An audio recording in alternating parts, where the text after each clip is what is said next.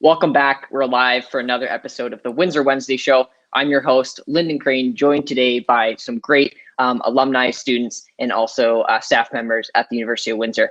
Before we get started, I want to mention that we're having our final Windsor Wednesday giveaway this month. We've teamed up with the University of Windsor Alumni Department to give away a Bostanio diploma frame and two $50 Amazon gift cards, giving you 3 chances to win prizes on the Windsor Wednesday Show and through the Alumni Department and Office of Student Experience. All you have to do is head over to our Instagram account to enter, which is instagram.com/uwinstudentexperience/. So I invite you to participate in our final giveaway of the year. So I want to introduce today's guests. We have at the top right, Vito Pipitone, a 4th-year Human Kinetics student and also an exam aid executive for students offering support. Welcome to the show, Vito. Down below in the bottom right, we have Nicole Corriero, alumnus graduating from the dual JD program and is currently a personal injury lawyer. Welcome to the show, Nicole. We also have Joyceln, Lorito, an accessibility advisor in the Student Accessibility Services Department. Thanks for joining, Joyceln. So we'll kick the show off, starting with you, Vito, at the very top. What services does students offering support offer, and how can students access these support services at the University of Windsor? Yeah, thank you for your question, Lyndon. So Students Offering Support provides 3-hour exam aid sessions, review sessions, a couple days before the midterm examination or the final exam. We also provide take-home packages that summarize basically the key concepts learned in course, whereas the exam aid review session goes into a little bit more depth. So we go over like various practice problems, potential exam aid questions. We also will go into a little further and maybe even do like a practice quiz sometimes at the end. And these courses are kind of provided for students that may be struggling in the course or finding themselves a little bit distorted of where to start in their study processes. So not necessarily students that are struggling in university, just kind of to help guide them on where to go. So currently, in particular for HK, we have 9 classes offered for HK students, but it is also an entirety program for the whole university students to utilize those resources. We also have recordings right now going on, so they're all featured via Zoom right now. Obviously, through a time of pandemic, we can't do the traditional in-class method. So we are providing recordings for the students that they can purchase it on their own time. They don't have to attend live. However, we do recommend going live so that way you can ask your questions. Similarly, not limited to that, all of those, the monies go directly towards raising education in Latin America. So for example, in Guatemala, we have outreach teams that will go out and build a sustainable education out there.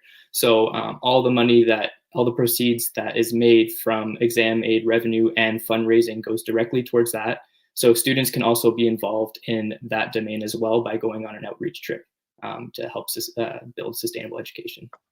That's fantastic. Well, yeah, for sure. What great service that's provided to students, and it's students offering support, like you just said, and your role being an exam aid is great. What do you think is your most favorite part of being involved with SOS, Vito? So for myself, this was like the first year that HK has expanded to 9 classes. Before we've had about 3 or 4 classes, and we're just kind of taking baby steps. But this year I kind of took a shot in the dark to try to expand it. And the way I look at it is that I struggled in first year from the transition from high school to university. And I think a lot of students just kind of get a rude awakening of how intense it is really in university and how much critical thinking is required in university. So I think I would have really appreciated going to those sessions and learn some study tools so when you hear back from a student and you get an email back after tutoring a 3-hour session and a student saying, thank you very much for your help, and knowing that those proceeds go directly towards Guatemala, I think that's probably the uttermost best feeling.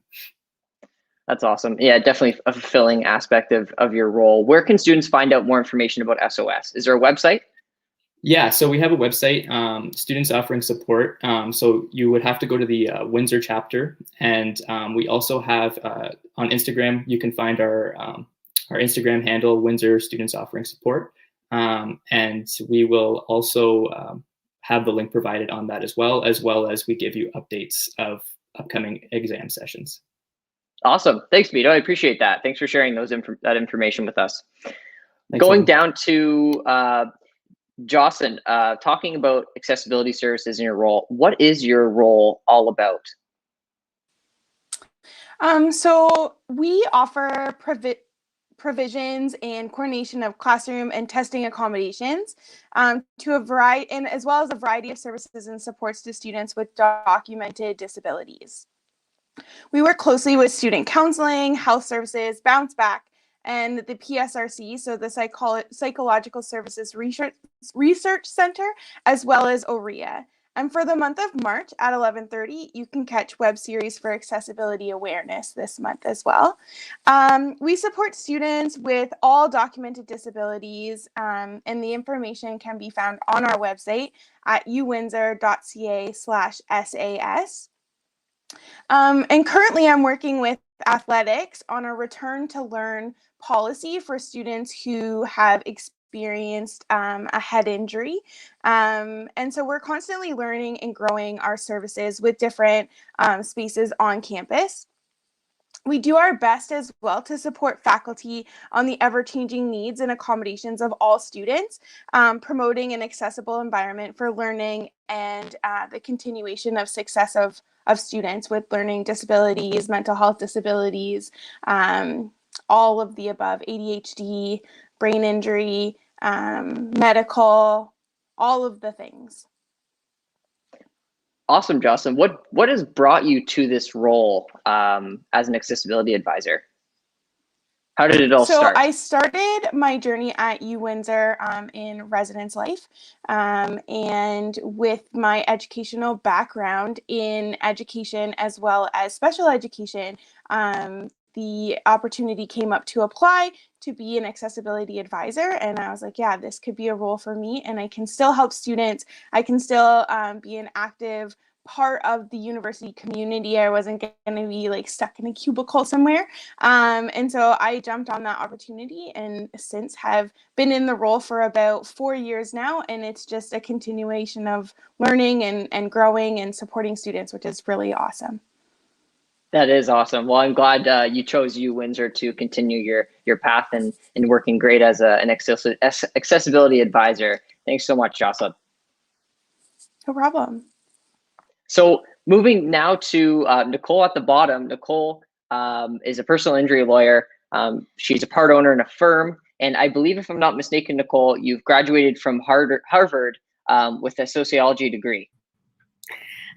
Yes, that is correct. Yeah, I graduated in 2005 and then did my studies, law studies at Windsor in the joint JD LLB program, or now it's called the dual JD program with Windsor and Detroit Mercy.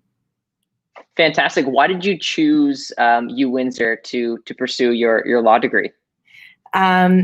Well, so the appeal of the JD LLB program, obviously having done my undergrad in Boston and having exposure to living and working part-time in the United States, that was that's certainly the opportunity to obtain law degrees in both countries, because you would need to have that degree in order to sit for a bar exam without accreditation in each country.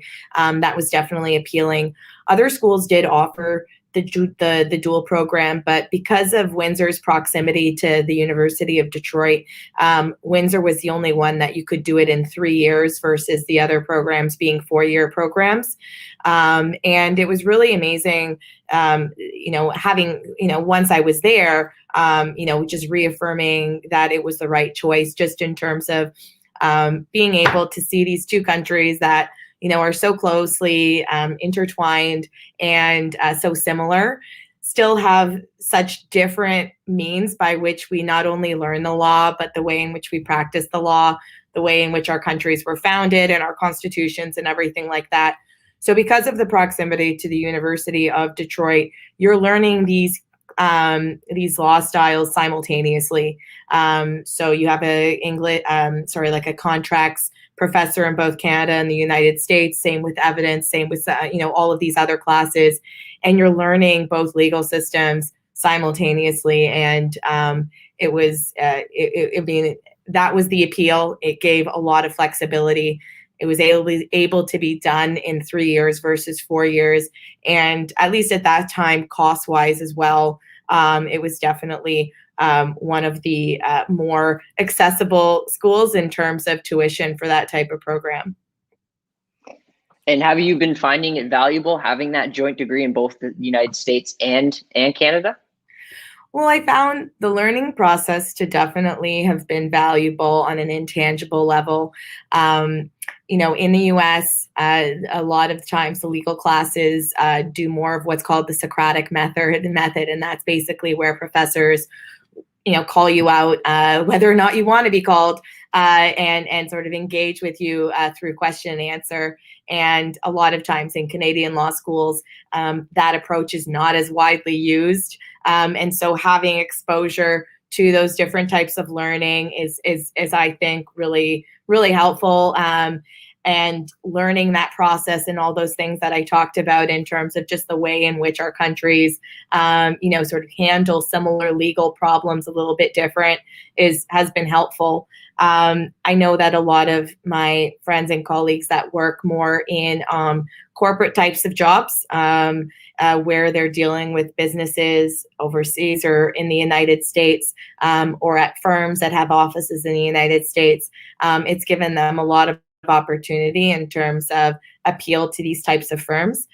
For me, my personal injury firm, we're based in Ontario. We have expanded out west to BC and Alberta, but we've stayed mostly in Canada. That being said, I have sat for the Florida bar exam, and I am looking into California as well. And so,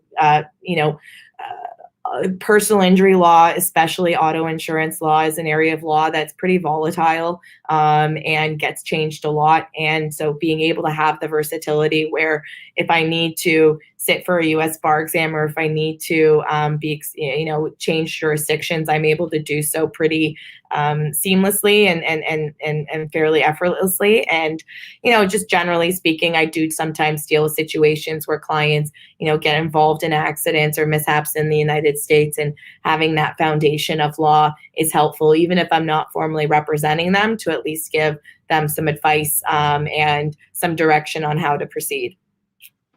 That's awesome. And I imagine because you have that dual JD designation, you can potentially expand your business in the States now, because you have that other component in your tool belt, and has really allowed you to, again, if you want to practice in the States, you have that opportunity that's available to you that you may not have gotten just from a regular JD program. So I'm glad you chose Uwindsor, and I'm excited to talk about in just a bit about some of your experiences while being a student at Uwindsor. But next, we'll go back to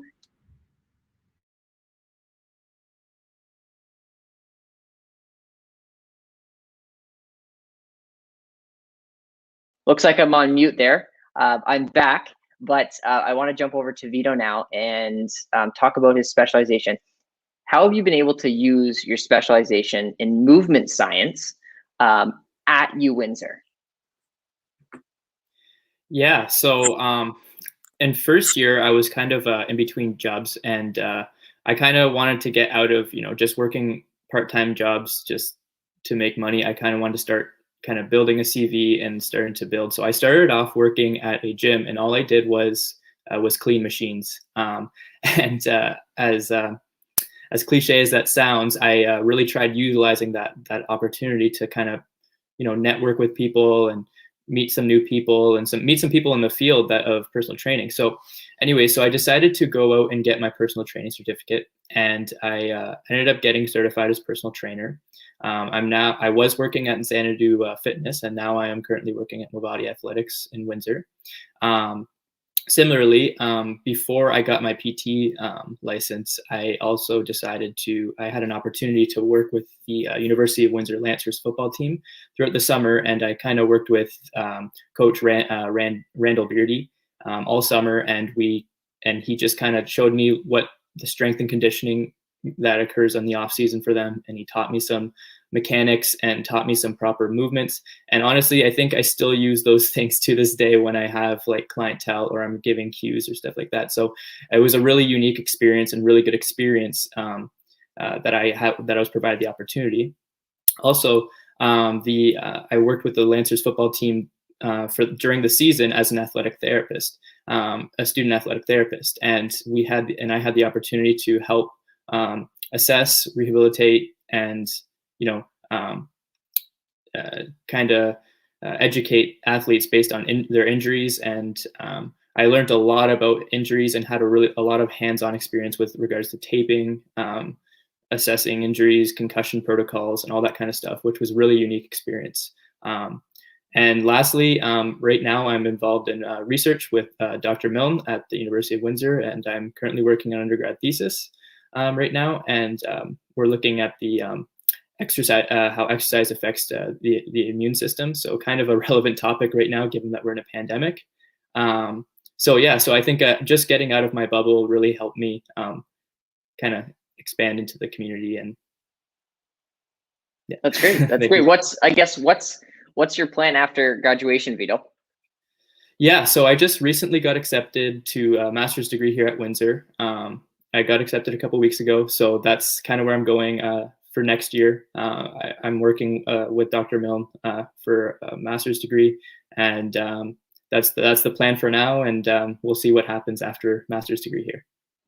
Excellent, and congrats, Vito, and I'm glad that you've been really able to utilize the different experiences and opportunities that are available at Windsor to your benefit, specifically because you are specializing in movement science and really taking that out of the classroom. So I think that's a great example for students, and I appreciate you sharing that today. So going down to, no problem. Going down to Joyceln, what is the most fulfilling aspect of your role as an accessibility advisor?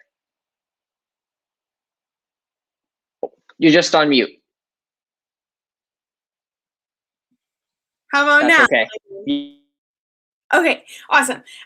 So I would say being able to work with like all different types of students from all different kinds of backgrounds, learning and growing with them, giving them a voice. A lot of them come from high school where a lot of times like their parents did the talking for them. And so at the post-secondary level, they're, encouraged to self-advocate for themselves, to work with their professors, to create those relationships with their professors. I find that a lot of students who come in first year are like kind of afraid of their professor, but honestly, like trying to encourage them to speak with them, their professors, and advocating for the things that they need. Seeing students achieve academic success, a lot of them come in with like a very negative mindset and have been told like you'll never make it or any of the like those negative things. And so helping them to achieve academic success, going through some of those like really hard times, challenging times with them, teaching them some new learning strategies that may be different from what they had in their high school careers. So similar to like what Vito does, I also do some of that as well in our office. And recently, I was given the opportunity outside of my role to, show that the university is an inclusive environment. And so I was a part of raising the progressive pride flag on campus for the first time. So that was also very fulfilling. So just letting students know that, Student Accessibility Services is here for you. Student success, so being a part of the Student Success Office, also gives us an opportunity to meet and speak with a lot of students who are going through some very difficult times. And then just creating those opportunities for lifelong learning and self-advocating, and students who may have thought like they had nothing to offer do have something to offer in their own way, promoting a safe environment for students to talk about their academic and personal needs, and being given the opportunity to constantly grow and learn with my students has been very fulfilling in my role. That's awesome. What a great response. And I think you said it really clearly is Students shouldn't be afraid of finding those different accessibility services at the university. They shouldn't be afraid, and there's great people like you that are there to support them and available and are kind and very welcoming. So I'm glad that you shared that aspect with us today, Joyceln. So going down to Nicole, I mentioned earlier talking about your experiences at Uwindsor. Can you share what have been, I guess, valuable to you in your current profession as a personal injury lawyer?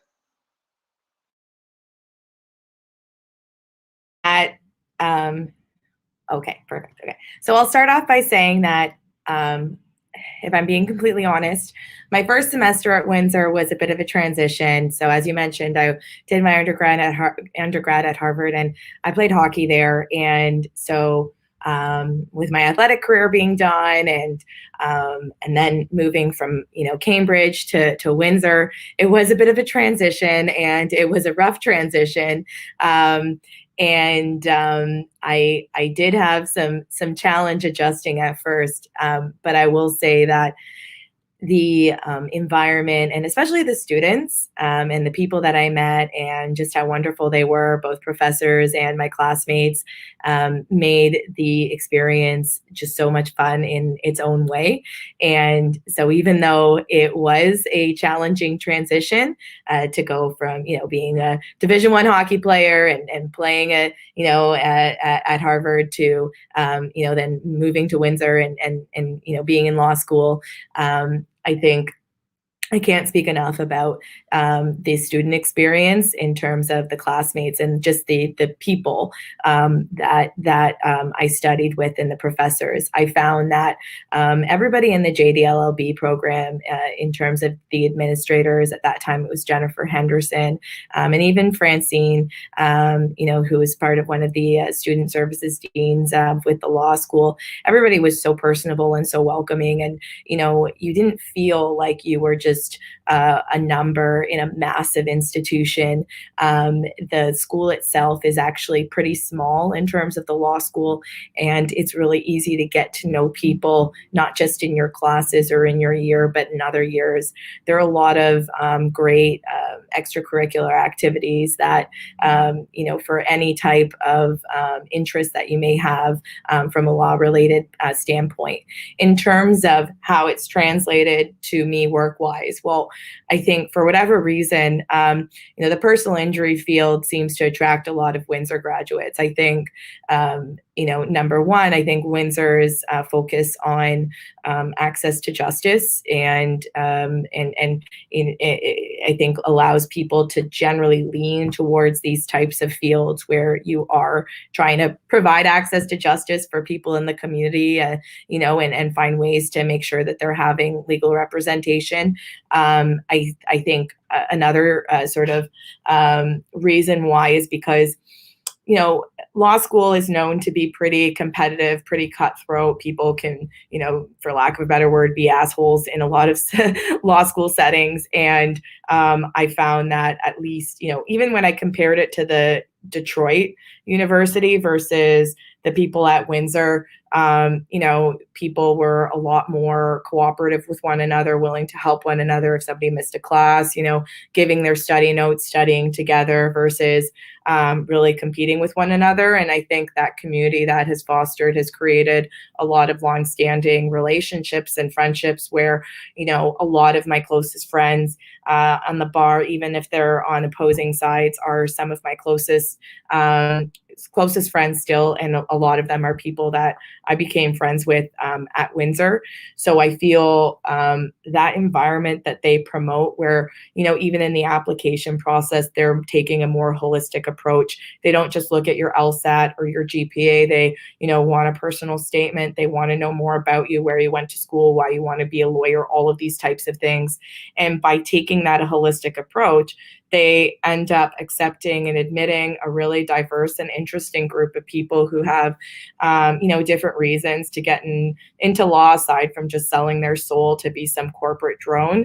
And so as a result, I just think that it, fosters this really great community. And I just had the best time. I learned a lot, and I have really good relationships with a lot of my fellow Windsor graduates. And I always joke around that, you know, like people that went to Osgoode or U of T had no personality and, you know, couldn't socialize, but that was all we did in Windsor, you know, outside of class. And so, you know, it creates a more well-balanced and, you know, total person as a result. So I can't speak highly enough about my experience and, you know, just like the intangible ways that it helped me in terms of my law career and the people that I met and the relationships that I was able to create and obviously maintain over 11 years later.